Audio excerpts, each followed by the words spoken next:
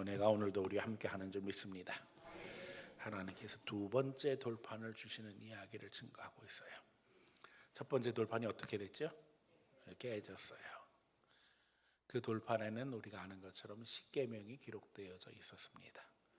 그런데 아론이 황금 송아지 만들고 그것이 하나님이라고 예배할 때에 이스라엘 백성들이 다 우상 숭배에 빠져서 모세가 하산을 할 때 그거 보고는 그 돌판을 내던졌어요. 그래서 다 깨지고 말았습니다. 하나님의 법을 지킨다는 것이 쉬운 일이 아닙니다.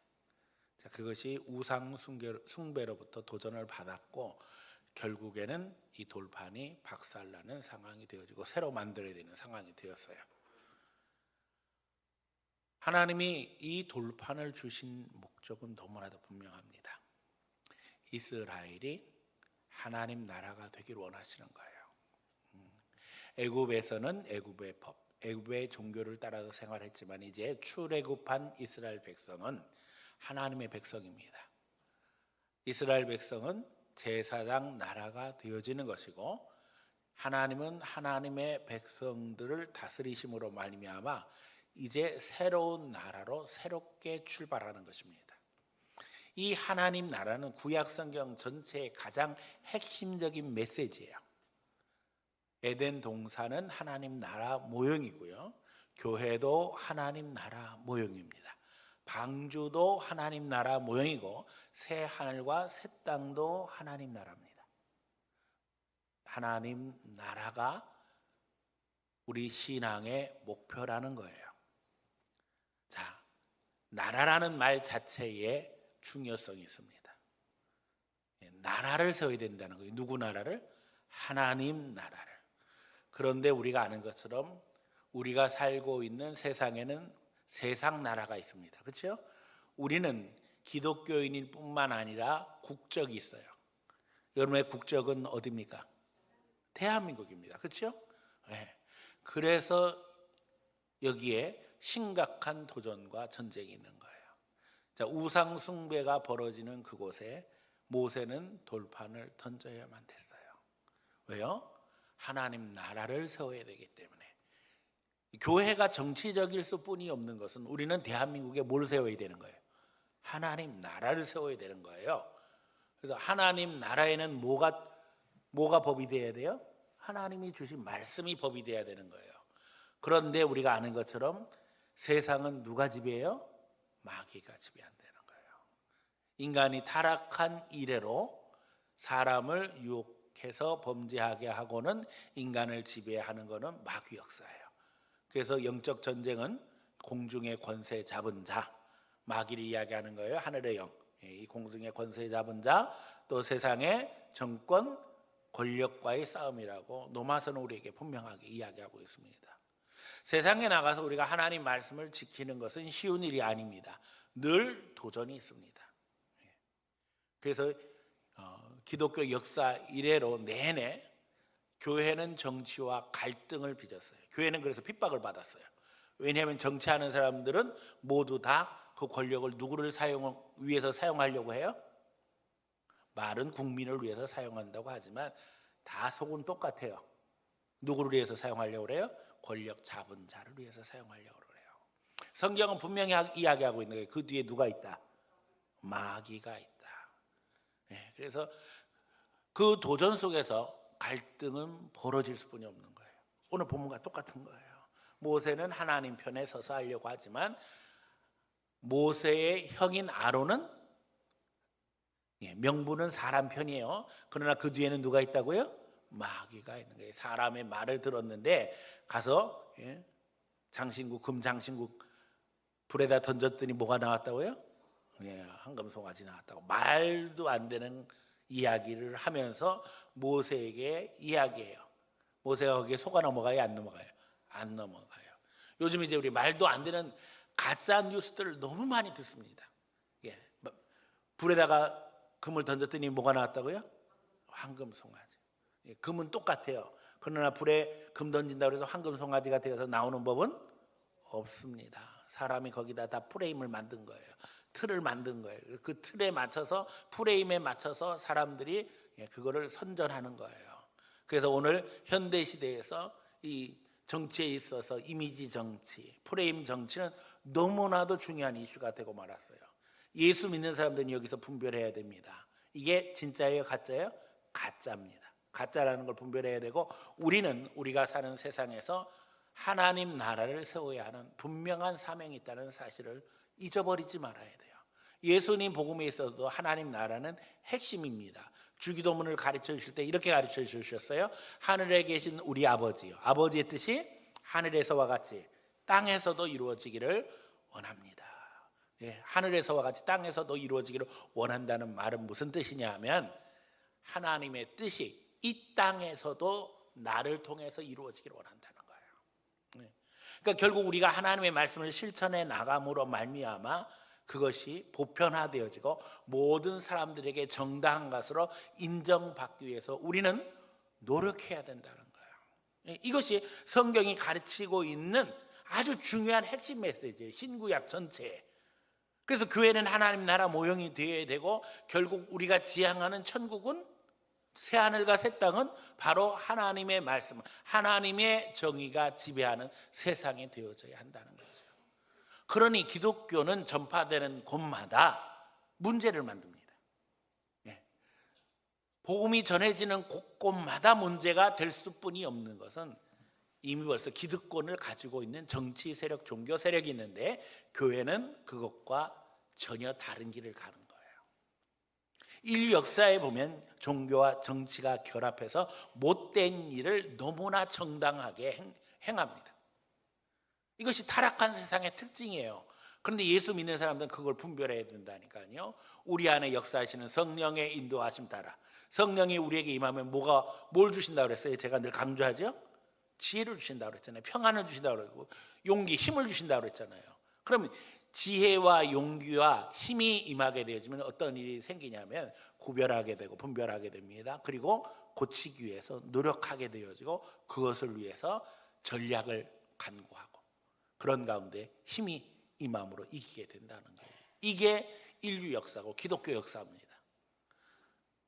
로마의 복음이 전해지고 나서 1000년 이상을 우리가 아는 것처럼 종교와 정치가 결탁함으로 말미암아 암흑기를 맞이했어요. 이게 중세입니다. 그래서 우리는 중세 시대를 암흑기라고 이야기해요. 하나님의 말씀은 상관없어지고요, 이상한 일이 벌어졌어요. 처음에 로마의 복음이 들어갈 때는 순수한 신앙에 근거해서 격변이 일어났죠.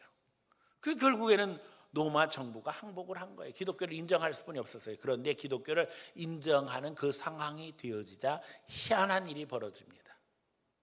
왜냐하면 그때까지 로마 역사 이래로 어떤 종교도 합법적인 종교로 인정한 적이 없었어요. 그래서 기독교를 인정한다고 하는 것은 곧 기독교는 유일한 종교, 다시 말하면 국교로 인정되는 거예요. 나머지 종교는 종교가 아닌 거예요. 그래서 어떤 일이 벌어지냐면 모든 이방 종교들이 교회 안으로 들어왔어요. 실제로 이런 일이 벌어진 거예요. 그 로마 신들, 섬기는 신전들이 많았잖아요. 그 신전이 곧 교회의 재산이 되어지고, 그것은 예배당이 되었어요.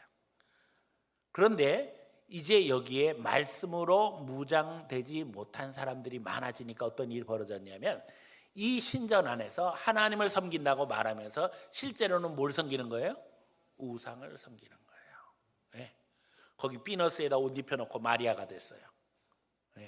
거기에 뭐 제우스, 무슨 아프로디테, 또 여러 신들 있죠. 성경에도 나옵니다만 말 잘하는 신, 허메, 헤르메스, 이런 신이 있죠.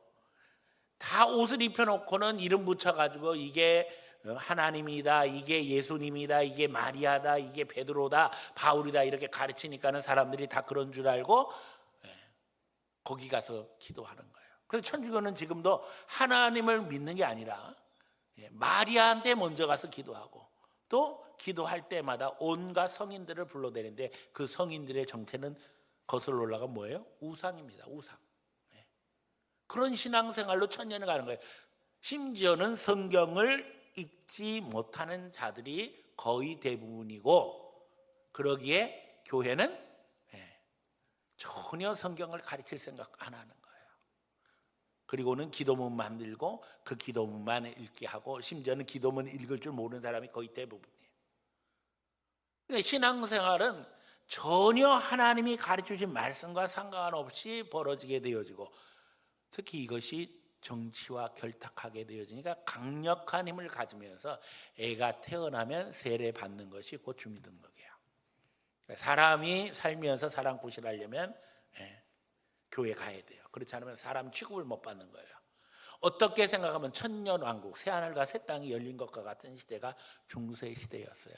그러나 들어가 보면 하나님의 말씀 떠나 있기 때문에, 껍데기는 하나님 나라가 만들어진 것 같은데 알맹이는 뭐라고요? 우상 숭배예요.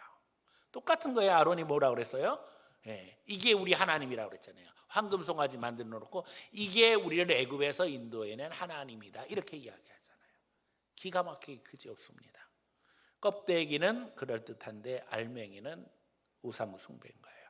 그래서 종교개혁이 일어난 거예요. 그리고 이 종교개혁 500년 역사를 통해서 칼빈의 제자들은 철저하게 세상에 하나님 나라를 세워가는 것에 목표를 두고 세상의 개혁을 위해서 애쓰고 힘썼습니다. 그래서 지난 500년 인류 역사, 우리가 흔히 세계 역사 속에서 공부하는 메인 중심 줄기는 이 부분입니다. 왜냐하면 이게 민주주의의 역사고 이게 자본주의의 역사예요. 그리고 비로소 우리가 민주주의의 핵심인 양심의 자유, 종교의 자유에 의해서 건국된 나라는 미국입니다. 그러니까 그 이전까지는 다 투쟁의 역사예요. 스위스에서도 마찬가지고, 화란 영국에서도 계속 전쟁을 치러서 수많은 기독교인이 죽기도 하고, 목사들 강단에서 끌어내려지는 일도 비일비재했고, 이 신앙을 지키기 위해서. 그래서 결국에는 청교도들이 미국에 가서 나라를 세우면서 껍데기, 국가교회 시스템이 아니라 알맹이, 우리가 진짜 양심의 자유를 가지고 하나님이 원하시는 대로, 마치 에덴 동산에서 선악과도 있었고 생명과도 있었지만 하나님이 자유를 주신 것처럼 자유의 특권 속에서 세워지는 나라를 기초로 해서 미국이 건국하게 된 거예요. 미국이 건국하면서 강조했던 건 우리는 제2의 이스라엘이라는 거예요. 그러니까 인류 역사에서 계속 축복받은 수많은 나라들이 강조했던 건 우리가 이스라엘이라는 거예요.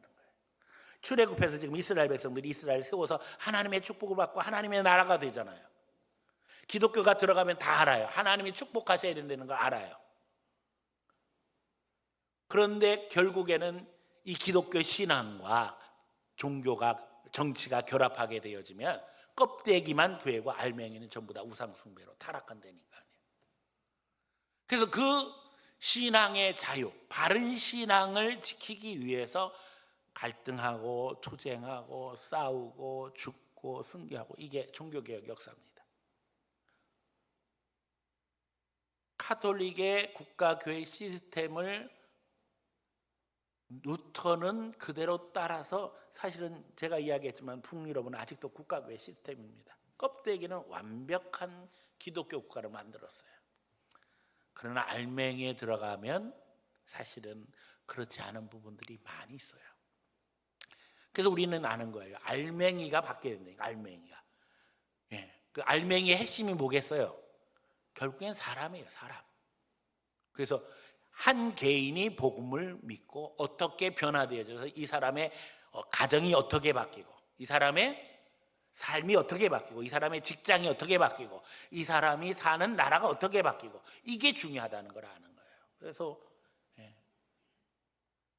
이 청교도 신앙을 가지고 있는 장로교인들은 많은 핍박받았습니다. 바른 신앙 지켜야 되니까 타협할 수 없는 부분들이 있었어요. 결국 영국에서 명예혁명, 청교도 혁명 거쳐서 미국 와서 건국을 하게 되어질 때에 건국의 핵심이 양심의 자유, 종교의 자유예요. 그래서 미국은 국가교회가 없고 다양한 교단들이 활동하고 있습니다. 그래서 어떤 사람들은 그렇게 이야기하잖아요. 왜 기독교는 종파가 그렇게 많냐, 교단이 그렇게 많냐. 그런데 종교의 자유, 양심의 자유를 핵심으로 하기 때문에 그런 거예요. 중요한 것은 그 속에서 우리가 끊임없이 영적 전쟁하지 않으면 안 된다는 거예요. 옳은 길과 옳지 않은 길이 있으면 우리는 어디로 가야 돼요? 옳은 길로 가야죠. 성령님께 기도하면서 말씀 속에서 답을 하고 인도하심 받아야 되는 거예요. 근데 놀라운 것은 사실은 미국의 이 민주주의가 종교개혁 정신 위에서 어떻게 생각하면 새로운 세상을 만들었고, 그리고 이 미국의 시스템을 그대로 갖다 옮긴 게 대한민국입니다. 우리는 우리가 무슨 독립투쟁을 해서 나라가 이게 해방된 게 아니에요. 물론 독립투쟁했습니다만 그 정도 독립투쟁해가지고 독립될 것 같으면 식민지의 수많은 나라들이 독립 안 한 나라가 어디 있겠어요. 자기 힘으로 된 게 아니라 우리가 아는 것처럼 미국이 일본을 이겼기 때문에 독립을 한 거고, 그 독립의 결과 미국이 승전국이기 때문에 승전국 미국의 정치 경제 시스템이 그대로 온 거예요. 그리고 그것을 주도하는 사람들 중에 상당수가 기독교인이었어요. 미국은 대한민국에 정치를 심기 전에 먼저 신앙을 심었습니다. 우리가 1885년 처음 복음이 들어오게 되어지는데, 그때는 미국이 건국한 지 100년뿐이 안 되던 시절이에요. 그러니까 우리 대한민국이 지금 건국한 지 얼마 됐어요? 80년이에요. 그러니까 요 정도 때부터 이미 세계 선교에 주도하기 시작한 거예요. 그러면서 대한민국의 선교사들이 올 때 최고의 엘리트들이 와서 학교도 세우고 병원도 세우고 교회도 세우면서 사역을 했어요. 목표는 똑같습니다. 지금 여기 돌판을 새로 만들어서 주님 앞에 이 돌판에 새겨진 계명을 지킴으로 하나님 나라를 세우기를 소원했던 모세의 마음과 똑같은 마음을 가지고 선교사들이 온 거예요. 영혼 살려서 이 나라가 하나님의 나라가 되기를 소원하는 간절함이 있었던 거예요. 그래서 우리의 의지, 우리의 선택과는 상관없이 이 땅에 민주주의가 시작되었어요. 얼마나 감사한 일입니까? 이런 역사가 없었으면 우리는 지금 다 인민민주주의 공화국에 살면서 배급을 못 받은 채 신앙생활도 못하고 쫄쫄 굶어 죽어가면서 그야말로 오늘은 누구를 속여서 먹을 것을 얻어올까, 누구를 사기칠까, 그것만 연구하고 살아가는 거예요. 지금 북한 주민들이 그러고 살잖아요. 뭐 자식도 없고 부모도 없어요. 이제는 형제도 없고 아무것도 없어요. 나 하나 살기도 힘든 거예요. 자식이 죽어가는 걸 눈앞에 보는데도 아무것도 할 수 없다는 거예요. 그게 현실인 거예요. 그런데 우리가 그 줄에 서지 아니하고 하나님이 축복하셔서 선교사들이 만들어 놓은 그 축복의 터전에서 대한민국이 건국되어지고 오늘 자유민주주의 시스템 속에서 하나님께서 복 주심으로 말미암아 이제는 세계 선교를 주도하는 국가의 이름을 올리게 되었다는 게 기적이죠. 이야기하지만은 지금 세계 선교를 주도하는 두 나라가 유독 누가 봐도 유독 두 나라가 눈에 띄는 거예요. 그게 미국과 한국이에요. 무슨 한류가 어쩌고 무슨 뭐 계속 맨날 이야기하는데요. 그 한류의 근원이 누군지 아세요? 선교사들이에요. 선교사들이 전 세계 200개 국가에 이미 30년, 40년 전에 안 간 데 없이 가서 다 어떻게 했어요? 미국 선교사들이 우리에게 와서 해준 그대로 했어요.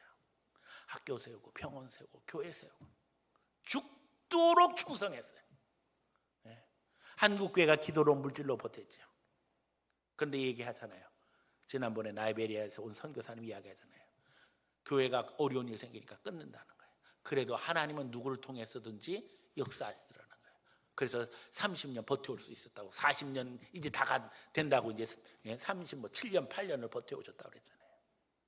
한국교회가 잘나서 선교한 게 아니라니까요. 하나님이 하도록 역사를 하셨어요. 그래서 세계 선교의 대열에서 주도적인 역할을 하고 있어요. 그 선교사들을 통해서 전 세계 모든 사람들이 깨달은 게 뭔지 아세요? 대한민국이 좋은 나라구나. 선교사 혜택을 받은 한국 사람들이 미국이 좋은 나라라는 인식을 가졌던 것처럼 우리도 똑같이 전 세계에 나가서 대한민국이 좋은 나라라는 것을 인식시켜 준 거예요. 물론 우리가 복음 전하러 갔지만 결국 하나님이 원하시는 나라가 되어져서 전 세계에 하나님의 영광을 드러내는 것은 하나님의 축복입니다. 여러분, 축복 놓치면 안 됩니다. 이스라엘 백성들이 지금 황금 송아지 세워놨을 때 모세는 그 돌판을 내던져서라도 신앙을 바로 세우기 위해서 발버둥 친 거예요. 그런 가운데 하나님이 돌판 새로 만들어 가져와라, 내가 다시 써줄 것이다. 여러분, 그 안에 쓰여진 내용이 바뀌었을까요? 안 바뀌었을까요? 안 바뀌었습니다. 그래서 십계명은요, 율법 중에서 지금도 우리가 그대로 적용하고 있는 핵심 율법입니다.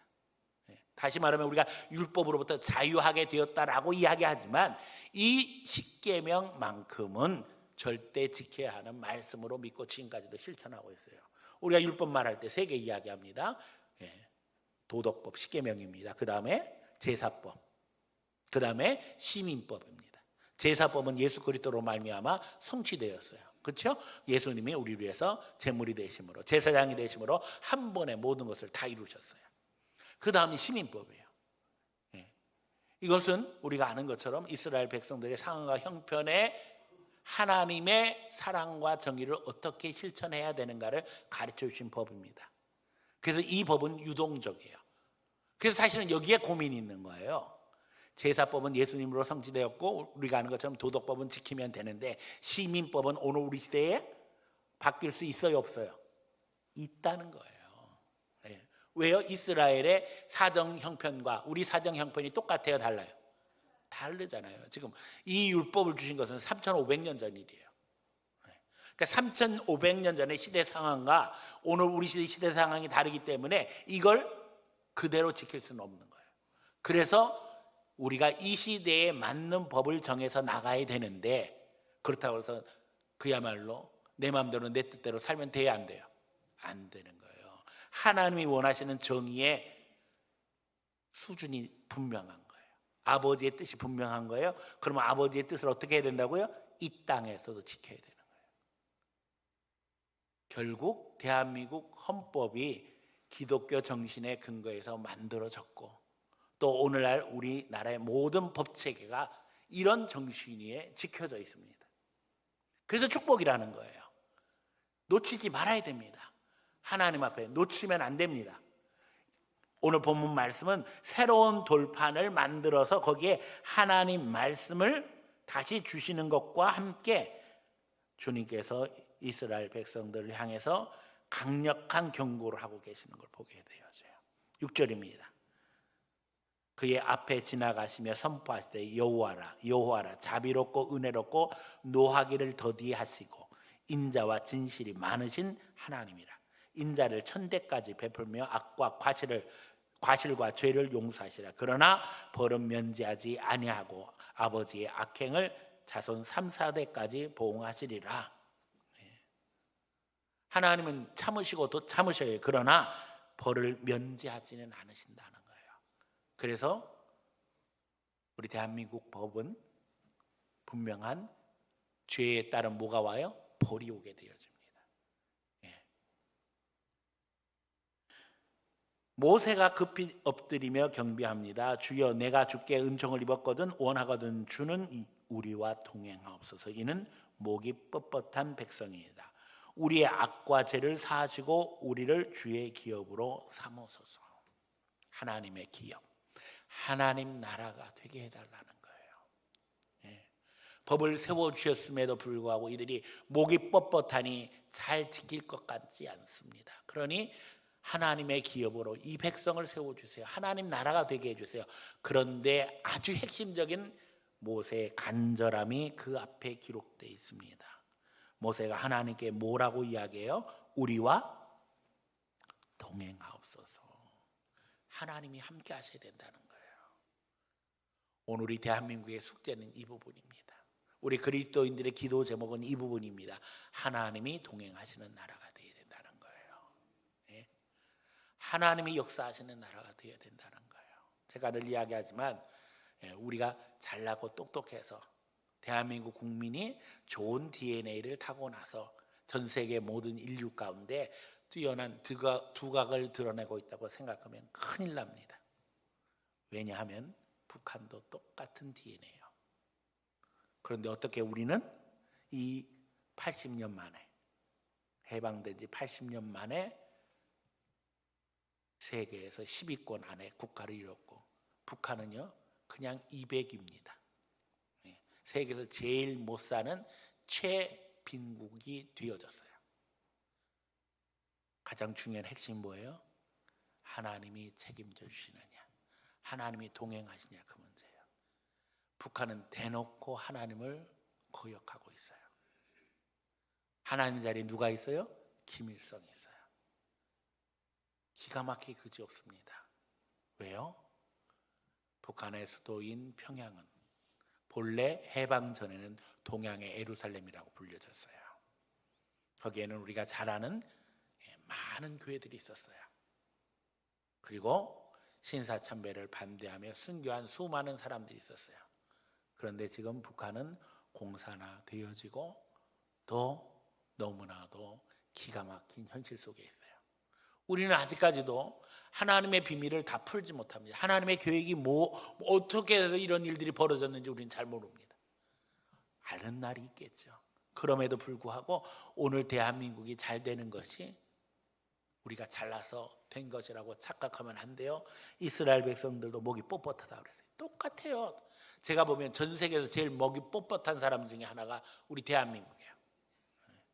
왜 그런 줄 아세요? 우리가 아는 것처럼 우리는 4대 열강 중에 있잖아요.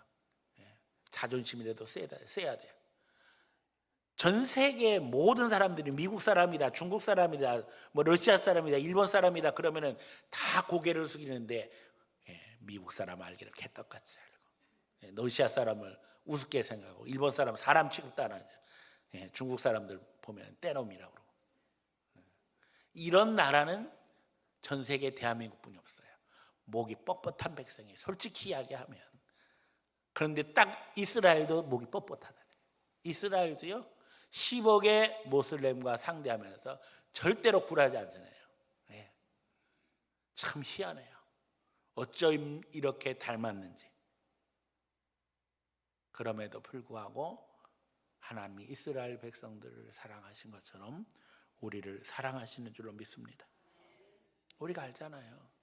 이스라엘 백성들이 하나님의 은혜 없으면 생존할 수 있겠어요? 생존 자체도 불가한 거예요. 오늘 우리도 두렵습니다. 사실은요, 제가 두렵다고 하는 이야기에는 역사의 비밀이 있어요. 많은 사람들은 지금 유대인들이 혈통적으로 아브라함의 자손이라고 생각해요. 그런데 역사를 비춰보면 지금 유대인들 중에 아브라함의 혈통적 자손은 사실은 생각하는 것만큼 많이 안 됩니다. 여러분, 아브라함은 유럽 사람일까요? 아시아 사람일까요? 아시아 사람입니다. 그런데 지금 유대인이라고 일컫는 사람들의 대다수의 얼굴을 보면 아시아 사람이 아닙니다. 유럽 사람입니다. 사람들은 그렇게 이야기합니다. 유럽에 가서 오래 살았다고. 그래서 유럽 사람처럼 됐다는 거예요. 그럼 우리가 아프리카 가서 살면 오래 살면 흑인 될까요? 아닙니다.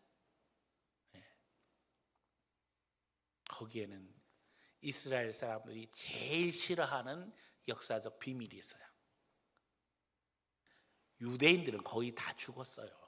실제 아브라함의 자손들은 다 죽었어요. 성경에 그렇게 이야기하시잖아요. 너희들 하나님 말씀 제대로 순종 안 하면 다 죽인다예요. 실제로 다 죽었어요. 근데 역사적으로 보면 어떤 일이 벌어지냐면요, 유럽에서 기독교가 발전하고 모슬렘이 등장함으로 말미암아 점점점 확장해 올 때 그 중간에 있던 동유럽에서 집단 개종 사건에서 한 나라가 모두 다 유대인으로 개종해 버립니다. 유대교로 개종합니다.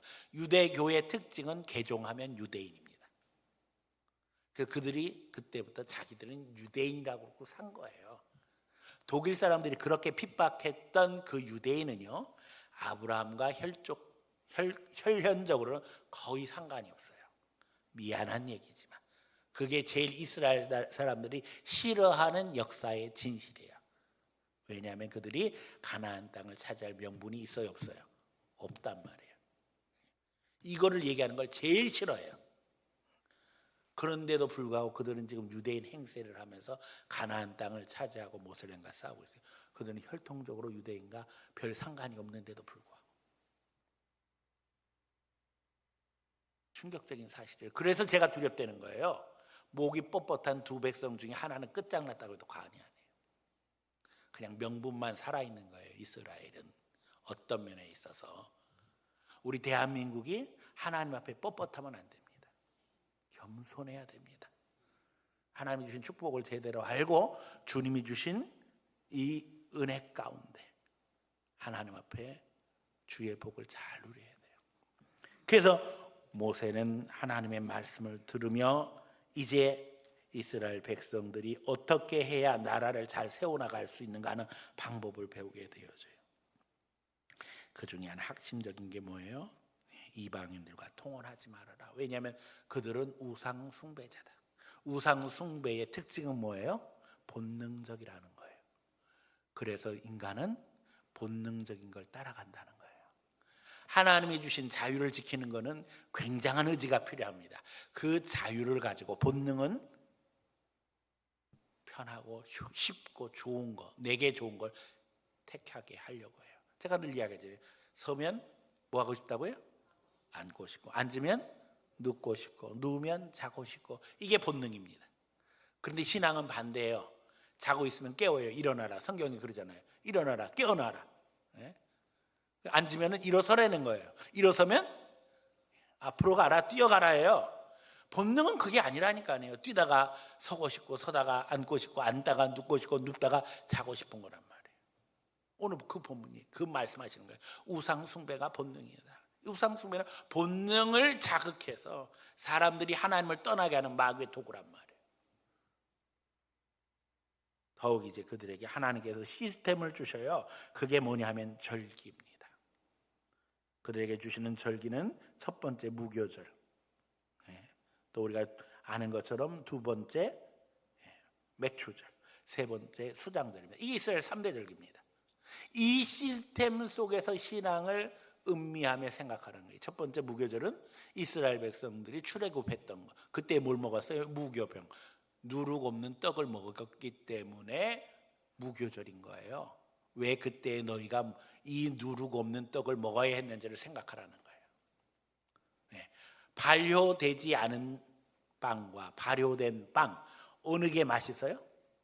발효된 게 맛있는 거예요. 이게 사람들이 그거를 수천 년 동안 지켜왔단 말이에요. 그런데 왜 이스라엘 백성들은 발효되지 않는 빵을 먹느냐? 급했던 거죠. 뭐가 급했어요? 애굽에서 나오는 게 급했던 거예요.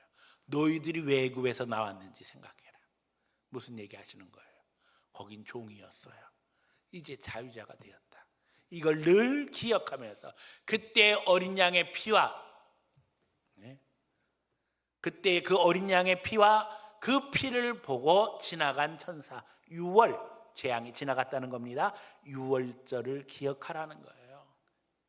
신앙을 지키기엔 시스템, 하나님이 만들어 놓으신 시스템의 핵심이 무교병 6월절이었던 거예요. 오늘 우리에게 이게 어떻게 연결되어져요? 예수는 십자가 보혈이에요. 이거 늘 묵상해야 된다는 거예요. 이게 신앙의 중심인 거예요. 두 번째 뭐예요? 무슨 절기였어요? 77절 맥추절. 보리 추수하잖아요. 이 77절은 오순절과 연결돼요. 성령의 역사를 상징하는 거예요. 우리 신앙을 우리 힘으로 지키는 게 아니에요. 성령의 역사하시면 늘 간구해야 된다는 거예요. 기도와 말씀 속에 성령이 오늘도 역사하십니다. 결국 이거 잊어버리면 우리 신앙 끝나는 거예요. 세 번째는 뭐예요? 수장절. 추수감사절이에요. 제가 오늘도 설교 시간 1부, 2부 설교 초반에 조금 이야기했습니다만 수장절 지키라는 거예요. 그런데 이 수장절은 성취되지 않은 절기의 예표란 말이에요. 최후 심판. 마지막엔 최후 심판이 있을 거라는 걸 늘 생각하며 하나님 앞에 우리가 심판받는 존재라는 것을 생각하면서 뭘 지키라는 거예요? 정의를 지키라는 거예요. 정의. 그리고는 오늘 본문 마지막 부분에는 내 토지에 처음 익은 것을 가져다가 내 하나님 여호와의 전에 드릴지며 그 다음에 너는 염소 새끼를 그 어미의 젖으로 말진이라 하는, 우리 생각에는 별로 중요하지 않은 것 같은 한 구절이 들어있어요. 염소 새끼를 어떻게 하지 말라고요? 어미 젖으로 삶지 말라. 자, 어미가 젖이 나는 이유는 뭐겠어요? 새끼 먹이기 위한 거예요. 그런데 그 새끼를 그 어미의 젖으로 삶는다는 것은 하나님이 원하시는 게 아니라는 거예요. 하나님이 어미에게 젖을 주신 것은 그 자식 먹이라고 준 것인데, 너희가 그 어미의 젖으로 새끼를 죽이면 안 된다는 거죠. 아니, 지금 나라를 세우는데 이게 뭐가 중요한 거예요? 하나님의 사랑인 거예요. 네. 지금 정의를 계속 이야기했잖아요. 근데 하나님의 사랑의 수준을 어디까지 확대시켜야 된다는 거예요? 짐승 한 마리, 네가 키우고 있는 짐승 한 마리에게까지도 하나님의 정의를 실천해라. 이게 하나님 나라의 틀인 거예요. 프레임인 거예요. 에덴 동산으로 가면 하나님께서 아담과 하와를 만드시고는 모든 짐승을 다 다스리게 하셨어요. 자, 짐승의 이름을 누가 지어요? 아담이 짓습니다. 수직관계가 분명해요. 하나님을 잘 섬기면, 아담이 하나님을 잘 섬기면 하나님이 아담에게 하나님이 주신 권세로 말미암아 모든 짐승을 다스리게 하는 하나님의 시스템인 거예요. 이게 하나님의 정인 거예요. 그래서 짐승 한 마리까지도 배려해라. 하나님은요, 연약한 자, 소외된 자 그 수준에서 사랑을 베풀어라 하시는 것이 아니라 그건 너무나도 당연한 거고, 짐승 한 마리까지도. 네. 하나님께서 하나님이 원하시는 나라에 대해서 분명하게 이야기해 주시는 것을 우리는 성경을 통해서 확인하게 됩니다. 그런데 오늘도 수많은 사람들은 황금 송아지를 만드는 거예요. 그리고 거짓 이야기를 하는 거죠. 불에 던졌더니 나왔다는 거예요. 누구 비유 맞추려고? 사람 비유 맞추려고. 아론처럼 여론의 귀를 기울이고 여론 따라가자는 거죠. 예. 여러분, 여론 따라가는 건 민주주의가 아닙니다. 민주주의의 역사를 모르는 거라니까요. 민주주의는 어디서부터 시작되었다고요? 신앙에서부터 시작된 거예요. 기본적으로 하나님을 인정함으로 민주주의가 가능한 거라니까요. 인간 중에 얼마나 못된 인간들 많아요. 그럼에도 불구하고 하나님이 하나님의 형상과 모양으로 만드셨기 때문에 비로소 인간을 존중할 수 있는 거예요. 그래서 민주주의의 시작에는요, 사람을 존중하는 게 너무나도 중요하지만 그거보다 더 중요한 것이 있다는 걸 이야기하는 거예요. 그게 뭐예요? 하나님이 우리에게 요구하시는 정의와 사랑을 실천하는 것이 민주주의의 핵심 가치라는 거예요. 그러나 세상 사람들은 모두 다 오늘 우리 시대에 와서 본능으로 움직이기를 원해요. 나한테 유익된 것이 선이에요. 내가 좋으면 되는 거예요. 남이 좋으면 배 아픈 거예요. 그건 정의가 아니라는 거죠. 여러분, 나 중심으로 생각하는 것이 아니라 누구 중심으로? 하나님 중심으로, 성경 중심으로 우리는 하나님이 원하시는 법을 실천해 가야 합니다. 그리고 이제 이 법이 대한민국의 법이 되도록 애쓰고 노력해야 됩니다. 더욱이 우리가 너무 감사한 것은 대한민국의 헌법이 기독교 신앙의 틀 위에 세워져 있다는 것. 네. 종교개혁의 전통이 내려와서 어떻게 생각하면 우리 대한민국은 그 열매를 거두고 있는 거예요. 이게 얼마나 큰 축복인지 몰라요. 신앙의 관점으로 보면 대한민국이 500년 종교개혁 역사에서 최고로 복받은 나라예요. 이 축복을 빼앗기면 안 된다니까요. 지금 여기 황금송아지 만든 자들은 하나님의 축복을 빼앗기려고 작정한 사람들이라니까요. 그러니까 모세가 3,000명을 죽여서라도 이 신앙 지키려고 발버둥 치는 거예요. 모세가 어떻게 기도했어요? 하나님, 내 영혼을, 내 이름을 지워버려도 괜찮습니다. 이 백성을 살려주세요. 모세는 알기 때문에 그러는 거예요. 배울 만큼 배운 사람이잖아요. 그 시대에 모세만큼 똑똑한 사람이 어디 있어요? 그런데 그는 기도하는 거죠. 하나님, 하나님이 지켜주지 않으면 안 됩니다. 주님 동행해 주세요. 이 백성이 뻣뻣하니 하나님의 기업으로 만들어 주세요. 저는 오늘 우리 대한민국이 가는 길이 똑같다고 믿습니다. 오늘도 모세가 필요한 거예요. 결국에는 목숨 걸고 민족을 위해서 기도해야 할 사람들이 필요한 거예요. 목숨 걸고 이 땅의 질서, 이 땅의 법이 하나님의 법으로 세워지기를 위해서 투쟁하는 사람들이 필요한 거예요. 기도해야 됩니다.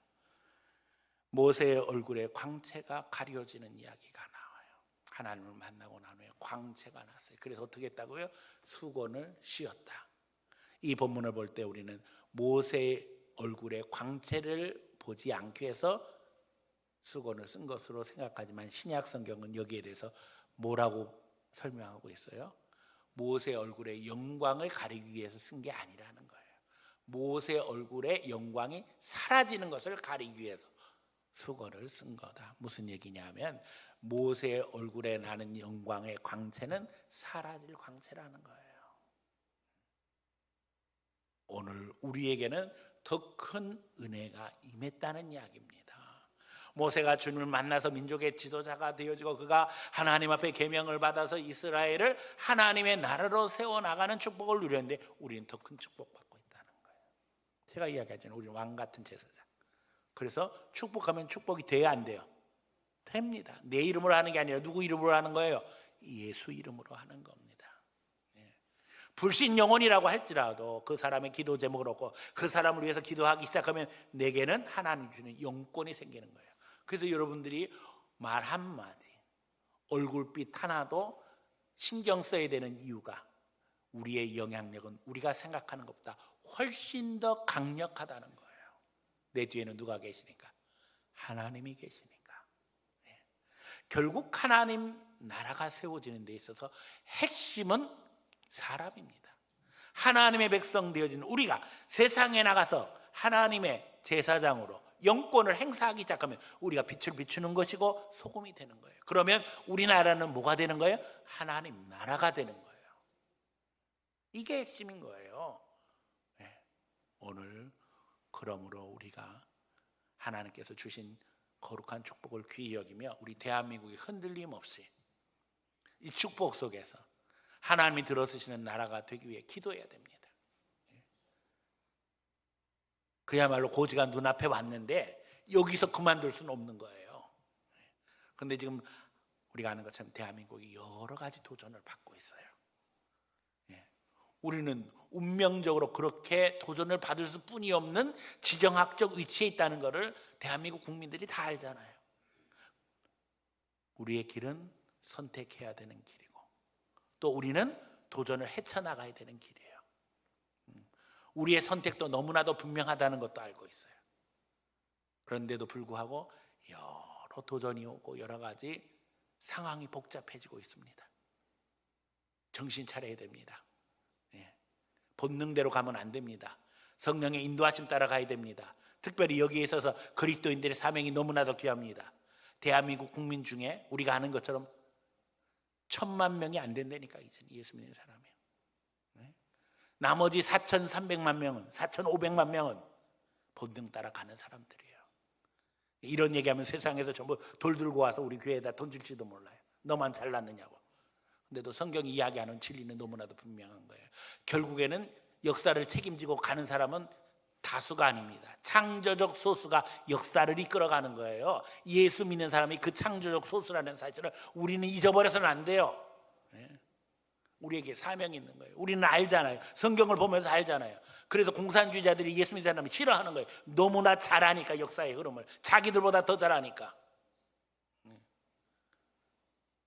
영적 대결입니다 지금.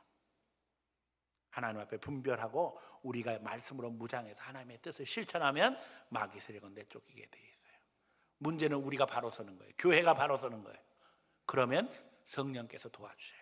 근데 문제는 우리가 마귀 따라가고 본능 따라가고 세상 따라가면 결국에는 교회도 성령이 떠나시는 거예요. 그럼 끝장나는 거예요. 그러면 교회의 역사만 끝나는 게 아니라 이 민족의 역사도 끝입니다. 죄송하지만. 여러분 생각해 보세요. 거슬러 올라가서 130년 전에 이 땅에 복음이 들어오지 않았으면 우리는 어떻게 됐을까? 제가 얘기했잖아요. 김일성 만세 부르고 지금 배고파가지고 오늘도 눈이 쑥 들어가서 뱃속 들어가서 좋겠네 배 들어가서 그러고 있을 거라니까요.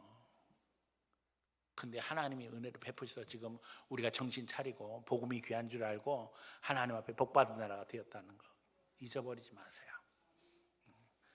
천에 하나 만에 하나도 누구도 북한 같은 나라에 태어나는 거 원하는 사람 없을 겁니다. 근데 자칫 잘못하면 이 나라가 그렇게 돼가고 있다는 거예요. 하나님이 이 땅에 주신 축복을 잘 지킬 수 있기 위해서 예수 믿는 우리가 정신 차리고 민주주의의 기초가 무엇인지를 바로 알아서 하나님의 정의와 하나님의 사랑이 차고 넘치는 대한민국이 되기를 소원하며 그 가운데서 사명 감당함으로 온 인류를 복되게 하는 제사장 나라로서 쓰임받기를 소원하며 기도함으로 여러분의 삶의 성령과 동행하는 기쁨과 감격, 모세에게 주셨던 그 광채가 날마다 함께하는 거룩한 역사로 채움받기를 예수 이름으로 축원합니다.